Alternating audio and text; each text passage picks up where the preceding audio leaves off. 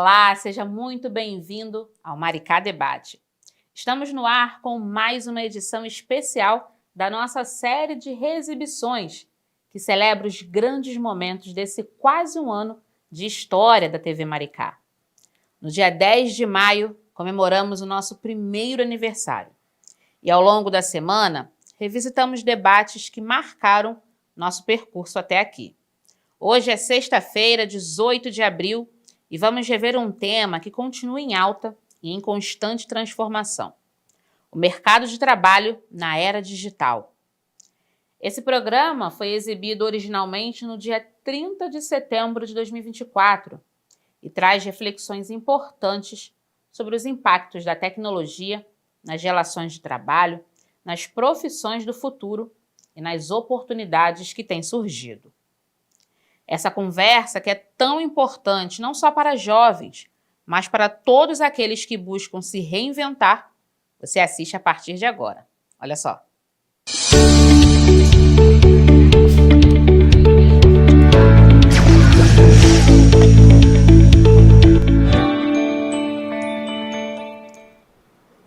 Bom, para a gente começar, eu gostaria de ouvir vocês dois um pouquinho, como que vocês definem o impacto da transformação digital nas relações de trabalho, tanto do ponto de vista tecnológico, quanto do ponto de vista humano.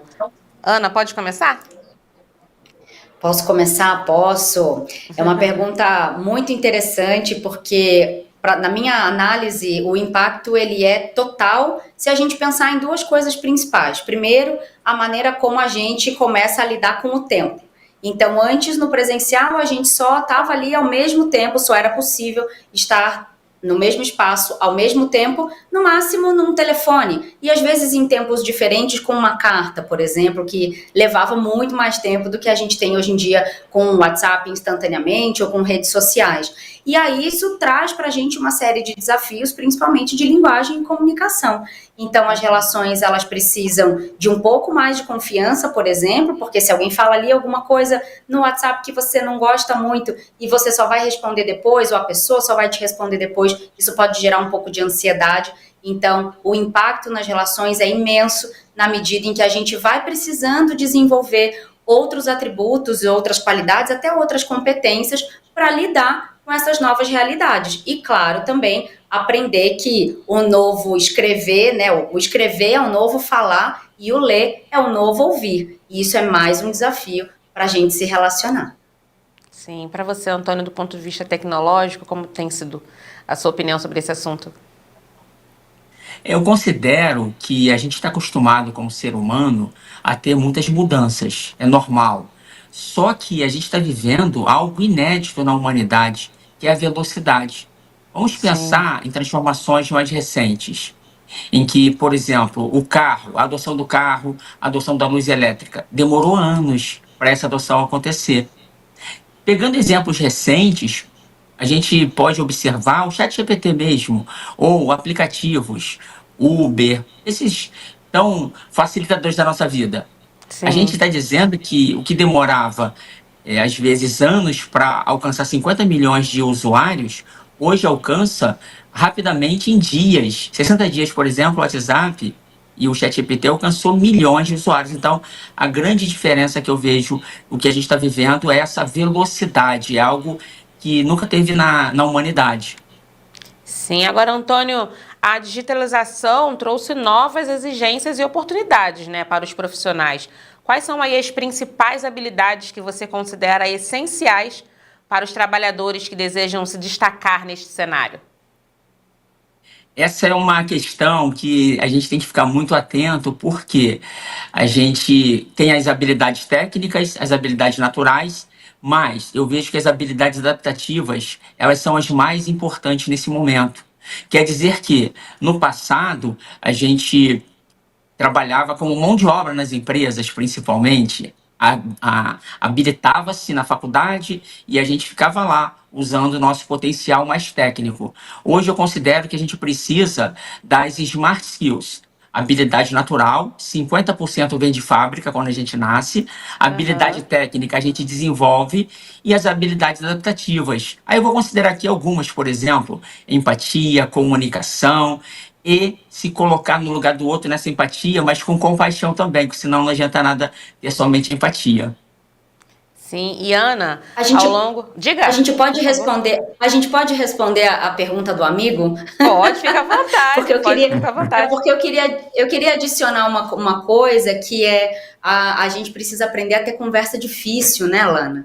Sim, então, com certeza. Acho que quando a gente fala da velocidade que o Antônio trouxe muito bem, quando eu trago a coisa do tempo diferente, esses impactos são imensos na hora que a gente vai trabalhar junto, por exemplo, e principalmente quando a gente tem modelos de trabalho que não está todo mundo ali no mesmo dia, no mesmo horário, e aí uns mais à noite, outros em dias diferentes, etc. Então, como é que a gente consegue ter conversas difíceis, como é que a gente aprende a ter conversas difíceis para fazer os acordos, para comunicar os desagrados, mas principalmente para a gente avançar nas intersecções do que a gente pode ser como time, né? Então, acho que isso entra aí nas smart skills aí do Antônio.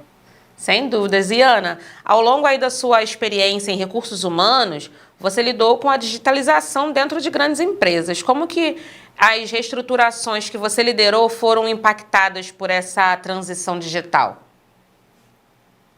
Totalmente. Eu espero que o Antônio também responda essa junto comigo, porque eu acho que ele também viveu muita coisa nas áreas de tecnologia. Bom, eu tenho 25 anos de experiência, fiz 19 processos de fusão e aquisição de empresas e vou dar um exemplo muito simples, que é o do ponto, da marcação de ponto. Então, eu sou da época do cartão, depois do livro de ponto, depois a gente tinha ali alguns recursos um pouco mais, digamos, tecnológicos, até a gente chegar, de fato, na digital, né, da coisa da biometria e tudo mais. Então, tudo isso, quando você coloca esse movimento nos processos de comunicação, mas principalmente nos processos, eu vou chamar de comando e controle, nos processos de auditoria, nos processos de auferição de resultados, tem dois grandes efeitos, Lana. Acho que o primeiro é bastante positivo, porque a gente tem uma acuracidade maior, né? A gente tem mais fidedigno, dá para confiar um pouco mais no dado. Então, se a gente pensa, por exemplo, no processo de urnas eletrônicas no Brasil,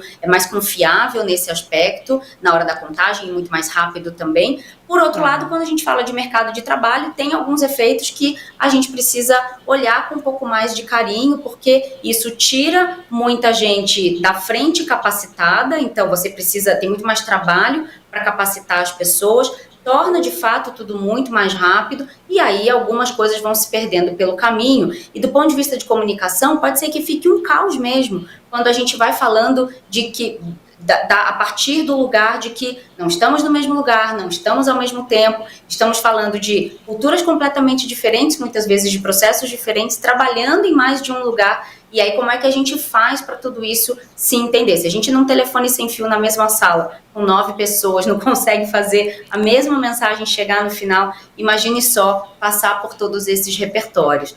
Então, eu vejo sempre lados muito bons e lados que merecem a nossa atenção para a gente ir corrigindo e melhorando. Maravilha. Então, Antônio, se quiser complementar também a pergunta feita para a Ana, fica à vontade, mas eu também gostaria de saber de você, em termos de cultura organizacional, aí como que a implementação de metodologias como DevOps e OKR tem transformado as empresas? Quais são aí os principais desafios que ainda precisam ser superados?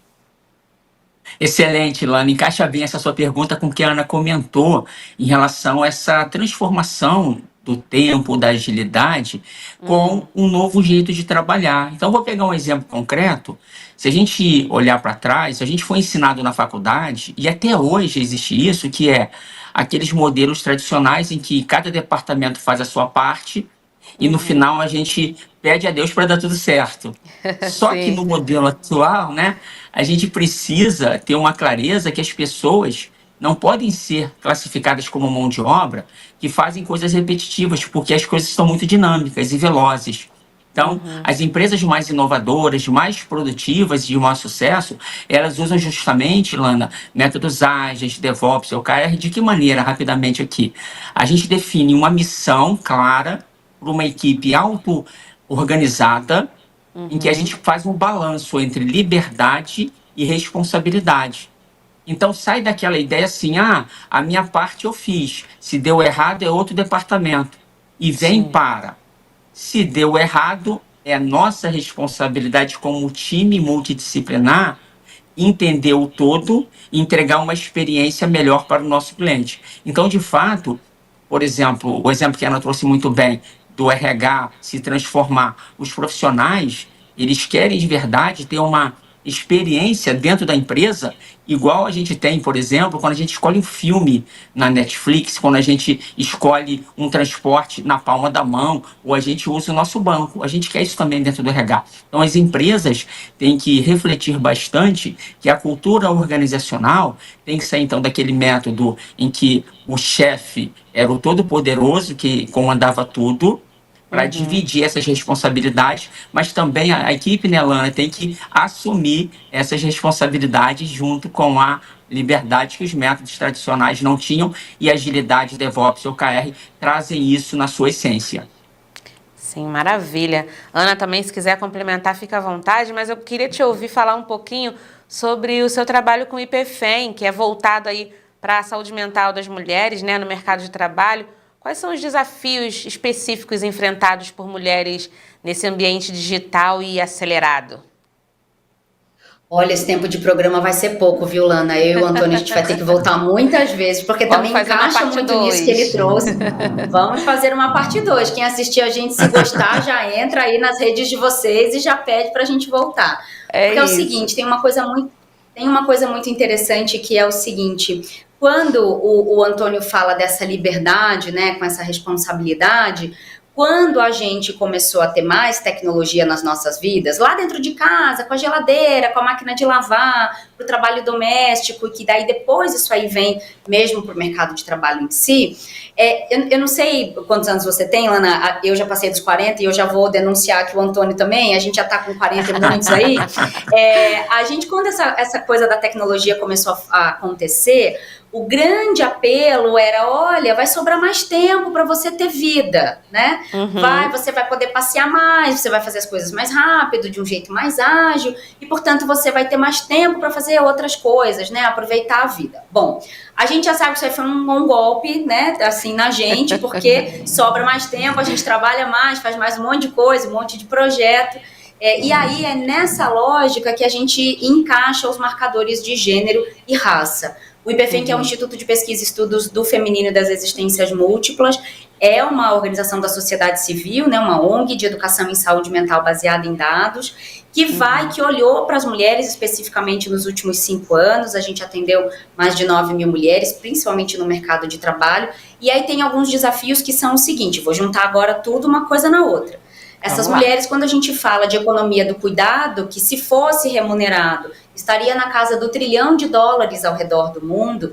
Quando a gente coloca a tecnologia nessa conversa, é o mesmo princípio. Se por um lado ajuda muito na possibilidade da gente, por exemplo, fazer um trabalho remoto, um trabalho part-time, ou um trabalho de uma forma menos, talvez, às vezes, presencial, e possa conjugar com o cuidado de uma pessoa acamada ou de uma criança, etc., né, na medida de conjugar o horário, ao mesmo tempo, por outro lado, traz para a gente uma carga imensa de trabalho, na medida em que a gente vai tendo máquina para fazer várias coisas, mas ainda é a gente que tem que fazer várias coisas. Então, é um desafio imenso, na medida em que a nossa privacidade também fica comprometida, em que a nossa exposição fica fora do tempo e do espaço. Então, algumas coisas duram, claro, a vida inteira, porque você não controla mais até onde vai ali, às vezes, um xingamento, né, uma briga, algum problema desse tamanho.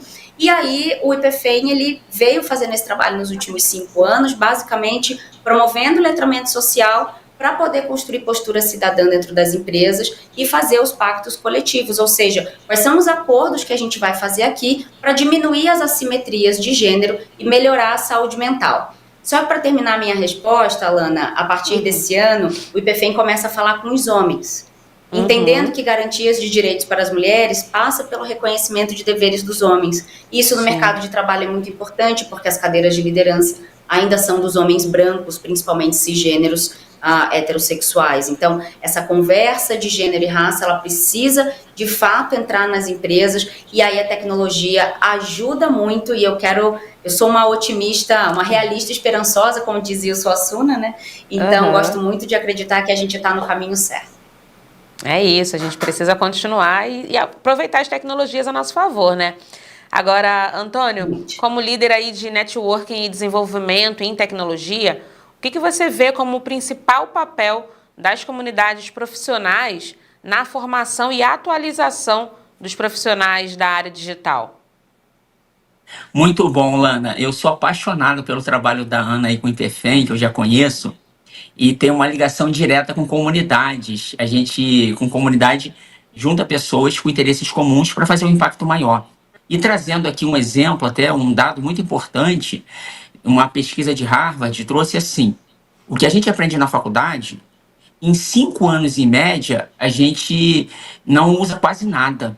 Quer dizer o seguinte, uma faculdade não é suficiente nesse mundo tão acelerado. Então, as comunidades, Lana, têm um papel fundamental. Primeiro, para trocar experiências. Segundo, para a gente sair das bolhas que muitas vezes a gente tem na faculdade, na família. E a gente consegue ter uma visão muito mais de inclusão. Foi até o que a Ana falou antes. No meu caso específico, eu também tenho um orgulho enorme, assim como a Ana tem um orgulho enorme do IPFEM. Eu fundei a jornada colaborativa, Lana, em que a gente junta especialistas executivos para escrever livros com visões complementares, mas com os melhores do mercado. E a gente já lançou 50 livros de tecnologia, liderança e carreira, e a gente doa toda a receita, já doamos R$565 mil. Então, como é que eu uso isso ao meu favor em relação ao meu aprendizado contínuo e às de outras pessoas? A gente dá de verdade uma visão além do que as pessoas aprendem na faculdade, como eu já falei, é um conhecimento que é perecível. Esse estudo de um artigo de Harvard, eu, a primeira vez que vi, fiquei alarmado, Lana, porque a gente investe aí a nossa vida na faculdade achando que é a resposta, e é só o primeiro passo. Então, comunidades, eu sempre reforço que vale muito a pena, todos que estão assistindo aqui, busquem comunidade, que com certeza vocês vão crescer pessoalmente e profissionalmente. Com certeza. Agora, Ana, a cultura do trabalho remoto, eu acho que essa o Antônio também vai se interessar em participar também, né? A cultura do trabalho remoto cresceu muito durante a pandemia. E aí, do ponto de vista da saúde mental e do equilíbrio entre vida pessoal e profissional, como que você avalia os impactos dessa mudança, principalmente para as mulheres? Lana, são impactos imensos, assim. Aqui no IPFEM a gente, na verdade, produziu uma pesquisa bem no comecinho da pandemia sobre o impacto da pandemia para as mulheres, principalmente quando elas juntavam trabalho remunerado com trabalho não remunerado, e a gente chegou a algumas conclusões um pouco preocupantes, mas eu prefiro sempre saber para poder fazer alguma coisa com aquilo que a gente descobre. Então, a gente está falando de um acúmulo, obviamente, de funções que a gente já sabe. A gente também está falando que mulheres têm até 67% mais chances de desenvolver quadros de burnout no mercado de trabalho, quando a gente tem ambientes, como eu comentei, com assimetrias de gênero, quando as mulheres não têm espaço para falar numa reunião ou não são promovidas, etc. E quando você junta com a economia do cuidado, considerando que as mulheres trabalham, em média, né, segundo os últimos dados que a gente tem, de 22 a 26 horas por semana em casa, isso sem contar, enfim, todos os cuidados com pessoas, né, falando de trabalho doméstico de uma maneira um pouco mais ampla. Então, quando a gente olha para isso, a pandemia, ela não foi em si uma experiência de home office, porque o home office é quando você trabalha em casa e vai fazer as suas atividades fora dos horários, né, vai ao mercado, academia, etc. A pandemia foi uma experiência de confinamento. Então, no confinamento, não podendo ir para outros lugares, bom, se eu estou aqui, eu vou adiantar aquele relatório, eu vou fazer aquele outro trabalho, ou eu vou responder essa mensagem, muito também para ocupar a cabeça. Do ponto de vista de saúde mental, as pessoas responderam de maneiras muito diferentes. Teve gente que se refugiou também no trabalho para poder dar conta de manter a cabeça ocupada, e teve gente que paralisou e teve muita dificuldade de seguir com o trabalho. Então, a gente tem grupos de respostas diferentes. Quando a gente agora vem, de fato, para fora e para a experiência possível do home office, muitas empresas pedem para voltar para o presencial, porque daí também a gente começou a ter muita divergência, né, de comando e controle, muitas pessoas fazendo um montão de coisa errada também, a gente precisa olhar para isso de uma forma honesta, né, para a vida real.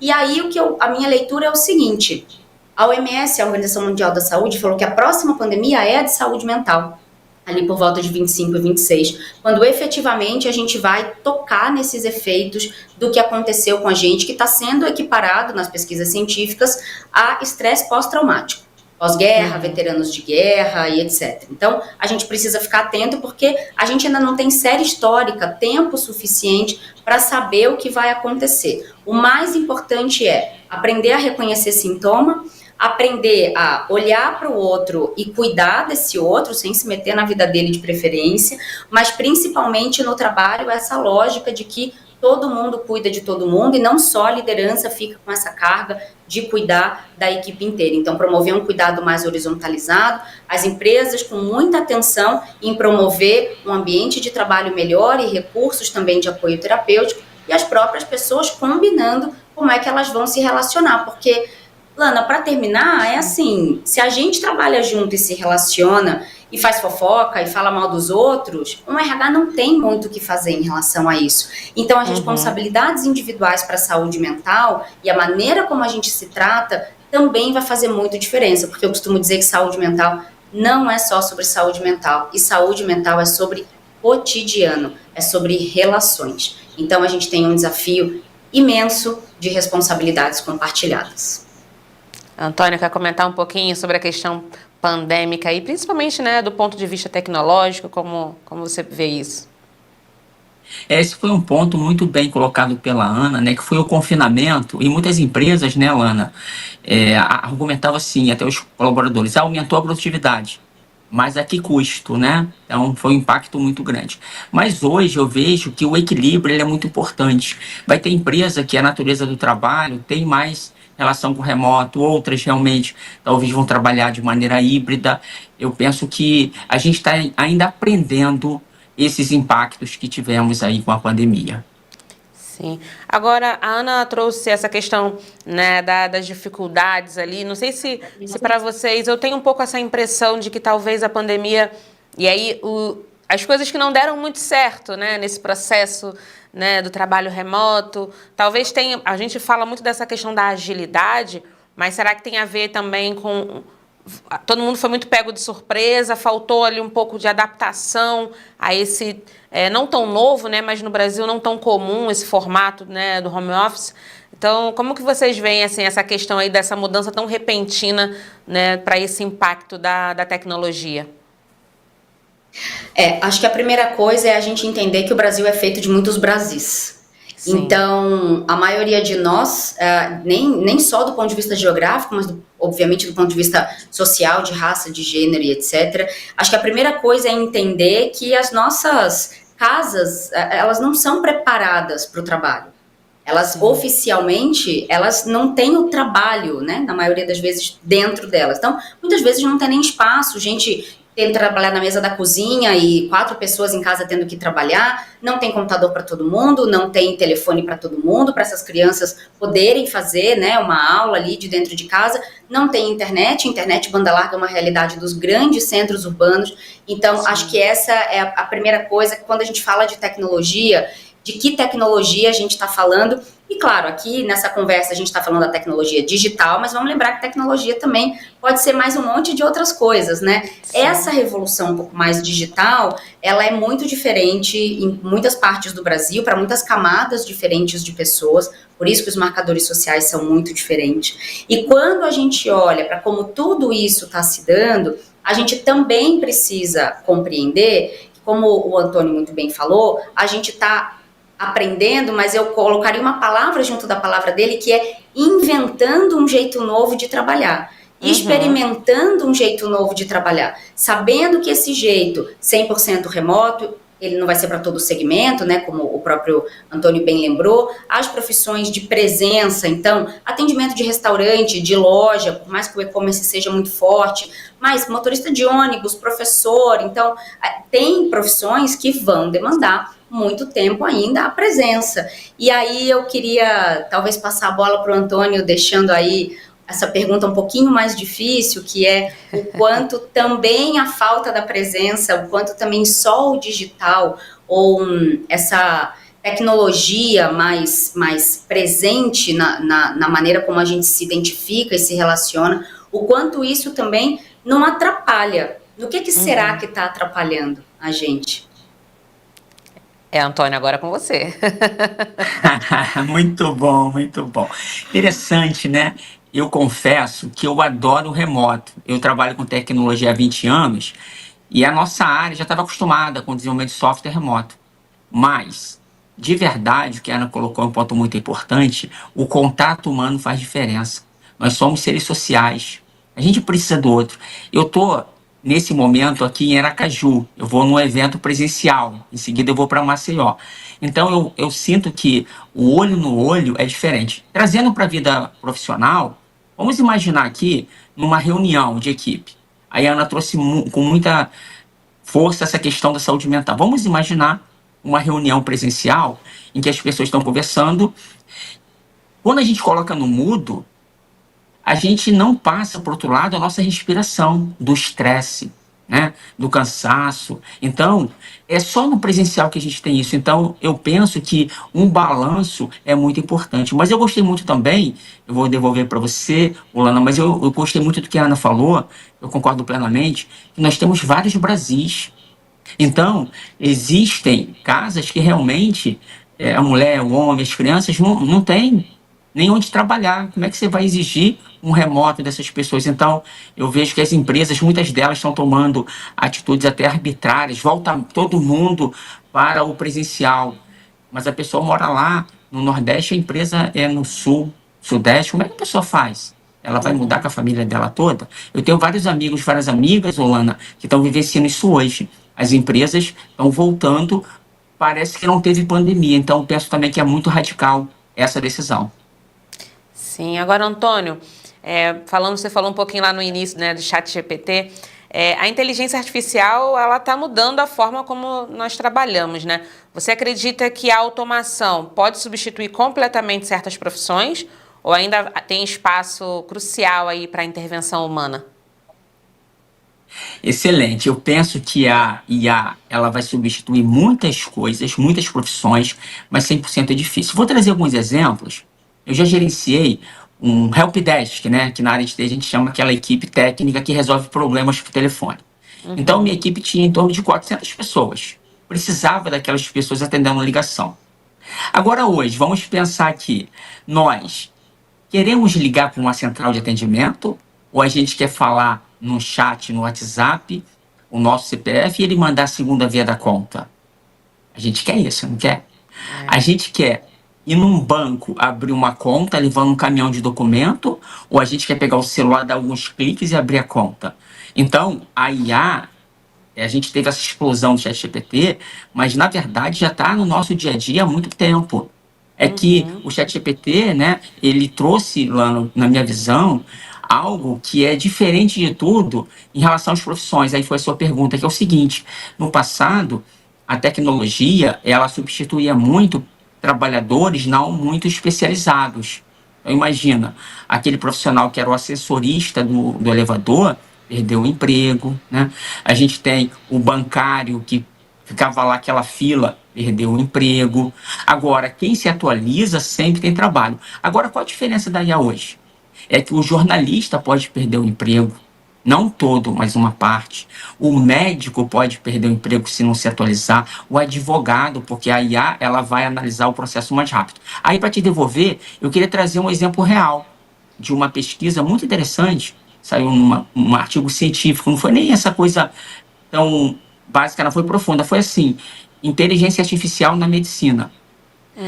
O médico com a IA, ele conseguiu identificar uma crise renal aguda com 48 horas de antecedência em relação ao médico sem IA. Então, a minha conclusão é: a IA vai substituir profissionais que não sabem usar a IA. É o caso até do médico, que a gente sabe, né, Lana, que é um profissional que tem muito mercado, né? É um profissional, é uma profissão muito valorizada, mas até o médico, se não se atualizar, também vai dançar. Ana, se quiser compartilhar um pouquinho suas impressões sobre IA, fica à vontade também.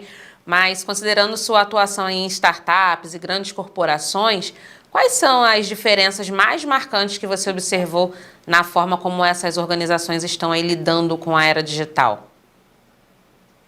Bom, acho que a primeira coisa é o princípio burocrático. Então, startup, por princípio, ela já nasce num princípio tecnológico escalável, então a velocidade, como o Antônio já comentou, vai ser muito diferente, mas principalmente a maneira como nas startups se aceita o erro. Então, na startup a gente diz, erra rápido, resolve rápido, vamos rápido e vamos. Não precisa preencher 7 páginas ou 7 telas de um RP para 12 aprovações de alçada, com SLA de 90 dias, entende? Então, de novo, tem sua parte boa, tem sua parte ruim, porque empresas muito grandes também, startups quando ficam muito maiores, invariavelmente, elas esbarram nos princípios burocráticos, não só sociais, né, enfim, financeiros, impostos, etc., mas também na necessidade de processos. Acho que essa é a principal diferença. E aí eu vou juntar um pouco com essa conversa que o Antônio estava trazendo do ChatGPT, da inteligência artificial, porque eu tenho falado muito sobre um assunto que é gerações. Então, o tal do conflito geracional, que todo mundo fala que tá difícil, principalmente trabalhar com o jovem, enfim, etc. E tem uma coisa muito interessante da gente entender que, para mim, a grande revolução do ChatGPT, Antônio, é que dá para se relacionar com ele. Tem gente que está substituindo o terapeuta, tem gente que está levando briga de casal para o ChatGPT dizer quem está certo e quem está errado. Né? Então, trocar, fazer perguntas um pouco mais filosóficas, ter conversas, eu vou colocar entre aspas, um pouco mais de alto nível, porque de fato a gente está sofrendo uma saturação empática e uma falência das relações, não tem mais ninguém muito com paciência para se relacionar. Então, mas olha que interessante, quando você pensa em gerações, uma IA como a do ChatGPT, para você conversar com ela, você precisa ter repertório, vocabulário, você precisa ter experiência. Então, eu estava vendo uma palestra do Walter Longo na FAAP, que ele dizia assim, faz muita diferença você saber a diferença entre confrontar e enfrentar, né? E para você conversar com o ChatGPT, para você fazer uma pergunta, para você fazer um pedido, para o prompt realmente te responder aquilo que precisa. Então, para mim, a grande revolução, e aí parece que a gente está andando meio em círculo, né? A grande revolução é a gente voltar para os relacionamentos e voltar para essa sensação de que a gente está sendo ouvido e de que está tendo uma troca de qualidade. Coisa que na startup não dá muito para ter, porque vai muito rápido, na empresa muito grande não vai dando muito para ter, porque tem muita burocracia. E como é que a gente resolve isso, Lana? Nas relações diretas do dia a dia. Por isso a liderança é tão importante. Sim. Bom, a gente tem falado sobre tecnologias, né? E aí, como vocês observam a questão das redes sociais, pensando no mercado de trabalho? Né? Porque tem um lugar ali muito de onde termina o meu horário de trabalho, mas eu recebo uma mensagem no WhatsApp depois. Como que vocês enxergam a presença das redes sociais né, tão presente no nosso dia a dia dentro das relações profissionais aí na era digital? Essa eu vou deixar para o Antônio primeiro. Vai, Antônio. Boa, bora lá. Esse é um desafio, né, Lana e Ana, porque... Lembra lá? Liberdade com responsabilidade? No passado, as empresas controlavam o horário, folha de ponto, porque os profissionais entregavam a mão de obra. Os profissionais não conseguiam trabalhar de casa porque a empresa tinha que dar todo o maquinário. Hoje não. Os profissionais remotos, eles controlam o tempo deles, até na empresa. Então, a questão da rede social, eu penso que, vou trazer um ponto que a Ana trouxe, muito importante. Se a gente tem uma liderança que dá clareza do objetivo da equipe, essa equipe tendo minimamente uma maturidade, ela vai saber mais fortemente quando ela pode usar a rede social e quando não. Mas é claro que ninguém está preparado para isso, nem todo mundo está preparado para isso. Então, minha visão, Lana, é que a rede social pode ser muito benéfica. Por exemplo, eu uso muito o LinkedIn. É uma rede social que traz muitas informações relevantes para quem sabe usar. Até o Instagram, se souber usar, tem conteúdo bom, mas eu gosto mais do LinkedIn. Então, eu penso que, agora eu vou falar como empreendedor, tá bom, Lana? Eu tenho a minha própria empresa de consultoria de tecnologia. Eu busco fazer esse trabalho de dar uma visão clara para a equipe e deixo eles trabalharem e eles se responsabilizam pelo resultado. Eu não estou mais preocupado com o horário de trabalho nem com o dia. Eles vão fazer o que há de melhor para eles baterem a meta e eles sentirem orgulho daquilo que eles estão trazendo para a empresa. Então, eu não preciso controlar nada. Eles fazem da maneira que eles entendem que é melhor para eles, para a empresa e principalmente para o cliente, que é a razão de ser de qualquer empresa. Ana, gostaria de complementar? Muito bem. Eu gosto muito da maneira como o Antônio lidera, né, o time dele, tudo, e de fato é um objetivo a ser alcançado. Quando a gente vai olhar para redes sociais, Lana, eu gosto de separar em duas partes principais. A primeira é aquela rede social que vai ser a oficial eleita para trabalhar, para ter as relações de trabalho remotas. E aí pode ser o WhatsApp, o Slack, o Discord, o Teams, né? Tem uma série de ferramentas para isso. E aí, a depender do contrato de trabalho estabelecido, essa faixa de horário, independentemente de ser a mão de obra, de ser o conhecimento, de ter o equipamento ou não, um mínimo de tempo combinado precisa existir para que as expectativas estejam muito bem ali colocadas e para que qualquer coisa fora disso seja um acordo que, vamos colocar assim, seja justo. E aí não estou falando só da lógica CLT não, do pagamento de hora extra. Estou falando também das compensações e tudo mais. Mas que principalmente não fique aquela sensação para a liderança ou para os donos da empresa de que, puxa vida, essa pessoa sempre que eu preciso, ela não está disponível. Mas, puxa vida, eu também só preciso na sexta-noite, no domingo, na hora do almoço, e não estou dando também o direito da pessoa ter a vida dela. Então, tem uma série de reflexões que a gente, como liderança, também precisa fazer para olhar, né, e tomar a decisão de como é que a gente vai abordar esse assunto, porque se, por exemplo, a ferramenta WhatsApp, que a gente usa para pessoal e para profissional muitas vezes, eu gosto de sugerir assim, imagina que o WhatsApp é uma máquina de fax do lado do seu sofá, e você está vendo um filme na sexta-noite e, de repente, começa a fazer um barulho enorme e sai um monte de folha do lado do seu sofá. Mesmo que você não precise responder ali na sexta-feira à noite, já chamou sua atenção, você já viu que é do seu chefe, você já não consegue mais ver o filme. Eu falo, meu Deus, já tenho isso para fazer. Então, do ponto de vista de saúde mental, isso é muito perigoso e esses combinados precisam ser muito bem cumpridos. E para finalizar bem rapidinho, outro grupo de redes sociais é Instagram, né, LinkedIn, Facebook para quem tem, TikTok. E aí a coisa fica muito nublada, Lana, porque tem uma mistura de pessoal com profissional ali que, em teoria, as coisas não deveriam atrapalhar, vamos dizer assim, uma outra. Então, se tem lá uma pessoa botando foto, com pouca roupa, na praia, bebendo, etc., isso não deveria, né, a diversão dela não deveria determinar o valor dela como profissional. Mas a gente sabe que, principalmente, quando a gente põe os marcadores de gênero e raça, isso não é desse jeito. Então, a gente também ainda está inventando um jeito de lidar com isso. Então, para isso, eu não tenho resposta. O que eu tenho é uma sugestão. Tomem cuidado, porque tudo comunica. Como jornalista de formação, eu preciso dizer que tudo comunica. Rede social constrói identidade na edição da sua vida. Então, a gente vai precisar ainda de muita experiência e de muito combinado para sair lá na frente. Antônio, Ana, a gente está caminhando aí para o final do nosso programa, então eu gostaria que vocês deixassem aí uma mensagem final, pensando um pouquinho também aí no futuro, o que é que vocês estão esperando, né, desse mercado tecnológico aí tão digital. E fiquem à vontade também para compartilhar um pouquinho as redes sociais de vocês para o público de casa que tiver interesse de seguir acompanhando o assunto. Fiquem à vontade. Antônio, por favor. Legal, Ana. Ela me deixa na cara do gol, então vamos lá. A minha mensagem final, eu queria trazer o ponto que a Ana falou de geração, né? A gente sabe que hoje a gente tem, né, pela primeira vez na humanidade, gerações tão diferentes. E aí eu vou trazer um exemplo rapidinho aqui. Eu tenho uma filha, Luísa, que tem 9 anos, mas a primeira vez que ela foi no cinema, devia ter uns 5 anos, ela pediu, Lana, para pausar porque ela ia no banheiro. Vai vendo.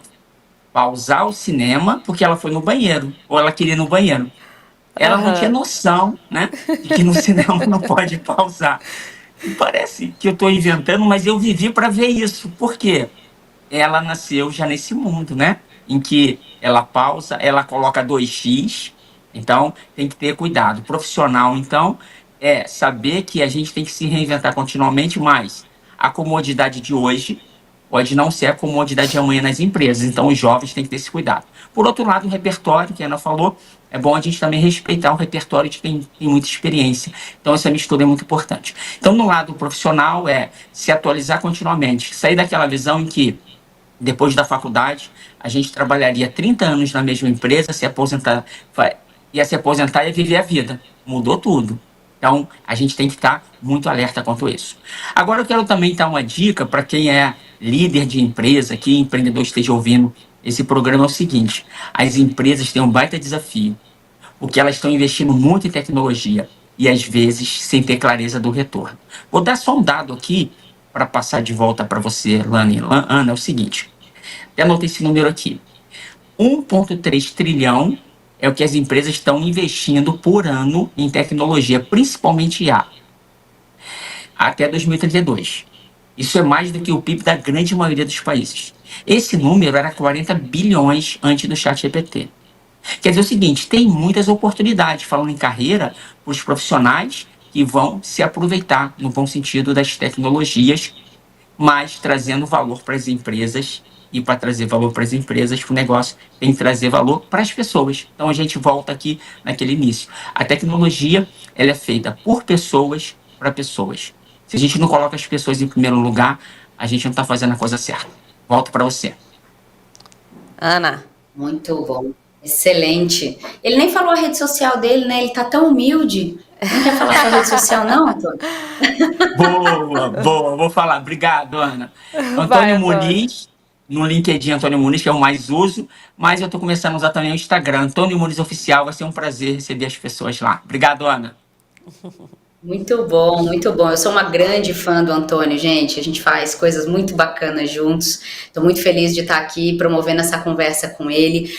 Lana, eu poderia falar tanta coisa, mas me dá vontade de deixar 2 provocações para alugar um triplex na cabeça de todo mundo e todo mundo terminar de assistir esse programa com a tela azul, erro 404 na cabeça e ficar pensando. Eu sou uma apaixonada por tecnologia, sendo uma jovem senhora de 43 anos. Para mim, a tecnologia, proporciona liderar uma ONG. Eu atendo mulheres, né, homens do mundo inteiro, do ponto de vista de território, que é muito diferente para terceiro setor. Então, eu sou muito grata, né, e gosto muito de observar como pesquisadora o fenômeno que a tecnologia provoca no que é humano, no que é essencialmente humano. A primeira provocação é um pedido, na verdade, ou uma sugestão, para que a gente não esqueça que a gente é natureza. E natureza não é tela. E natureza não é só visual com auditivo. Natureza é cheiro, natureza é toque, natureza é 3D, é volume. Então, é toda essa informação, né? Quando o Antônio fala da respiração, natureza é tudo. E eu tenho muito essa sensação de que a gente está se perdendo, e principalmente o jovem fica muito perdido, porque esqueceu o que é natureza. Porque a gente também está esquecendo e não está lembrando ele. Então, a hora que a gente lembra disso, que a gente respeita os nossos ciclos, os nossos descansos, os nossos tempos também, a gente parece que volta para o eixo, sabe? Nesse sentido. Então, acho que essa é a primeira coisa. E a segunda coisa é o quanto a gente deveria, de verdade, se lembrar também que o futuro depende do que a gente faz hoje. Eu estou vendo muita gente olhando só para o futuro e se abandonando no presente. E não olhando para o que está acontecendo no agora. E a gente só tem o agora. A gente só tem esse dia para atravessar. Então, neste entendimento, o amanhã, ele oficialmente não existe. E ele, na verdade, vai ser um construto ou um efeito daquilo que a gente for fazendo no hoje. Então, voltar um pouquinho mais para o presente, prestar atenção em como a gente está se relacionando. Como é que a gente está tratando as pessoas que servem a gente, que trabalham com a gente, né, quem a gente lidera, que seja as pessoas que cruzam o nosso caminho, realmente com uma qualidade de presença mais atenciosa, mais gentil, dando conta desse dia a dia que a gente tem que dar, mas um pouco mais de gentileza, eu diria, como uma boa carioca, né, discípula do profeta Gentileza. Então, eu faria esse apelo, assim, para a gente não esquecer do agora, porque o agora é tudo que a gente tem. E as minhas redes sociais, eu sou quase uma subcelebridade, já posso me candidatar para programas de reality show por aí. Olha só. Mas é uma brincadeira que eles fazem comigo, depois da viralização do vídeo e tudo. Eu tô no Ana Tomazelli Oficial, usei 2 L's. Eu não produzo para a internet acaba se beneficiando desse tipo de conversa que eu tenho, que eu produzo. Então, no Ana Tomazelli Oficial no Instagram, no LinkedIn, e eu tô indo pro TikTok, né? Porque eu estava sendo hostilizada sem arroba no TikTok, daí agora eu cheguei lá, porque, bom, então agora eu estou aqui, vamos produzir essa conversa, mas também para impactar as gerações mais jovens que precisam de verdade aprender que ter uma conversa difícil não é o fim do mundo e a expressar aquilo que de fato se precisa. Então, é por aí que vocês me encontram. Muito feliz. Maravilha. Ana, Antônio, muito obrigada pela participação de vocês na edição do Maricá Debate de hoje. Eu acredito que o público de casa ficou muito bem informado com a nossa conversa. E eu conto com vocês em outras oportunidades aqui na programação da TV Maricá. Beleza? Conte sim, a gente vem. Maravilha. Excelente. Maravilha, muito Foi um bem. prazer. E assim encerramos o Maricá Debate de hoje, com um olhar atento sobre o presente e o futuro do mercado de trabalho em tempos de transformação digital. Essa foi mais uma edição especial dentro da nossa programação de reexibição, em contagem regressiva para o primeiro aniversário da TV Maricá. Eu agradeço muito a sua companhia e te convido a continuar com a gente aqui na nossa programação e em todas as redes da TV Maricá. Até a próxima. Tchau, tchau.